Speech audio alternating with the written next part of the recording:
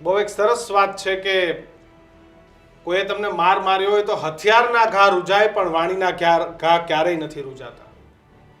તમે કોઈને બોલેલા શબ્દ અને જો એનો નિશાસો હોય છે, કોઈ માણસ વિશે તમે કોઈ એને ન ગમતું બોલી જાઓ અથવા તો એને લાગી આવે એવું બોલો તો તમે યાદ રાખજો કે તમે ઈશ્વરની નજરમાંથી પડી જાઓ છો.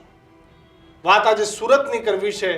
બેફામ બનેલા અધિકારીઓ, કોર્પોરેશનના અધિકારીઓને હું ખુલ્લેઆમ કહું છું કે ભ્રષ્ટાચાર ભ્રષ્ટાચાર ભ્રષ્ટાચાર. હપ્તા કેમ લેવા, સરકારી ટેન્ડરોમાંથી કેમ પૈસા લેવા, કેવી રીતે કોઈ પણ કોન્ટ્રાક્ટર પાસેથી પૈસા લેવા, નાના લારી ગલ્લાવાળા, દુકાનદારો, હોટલવાળા, રેસ્ટોરન્ટવાળા, બીયુ એને એમ કેમ ગમે એમ કરીને પૈસા કેમ લેવા, એનું જબરજસ્ત એપી સેન્ટર એટલે કે અમદાવાદ, વડોદરા, સુરત, રાજકોટ, જામનગર, ભાવનગર મહાનગરો.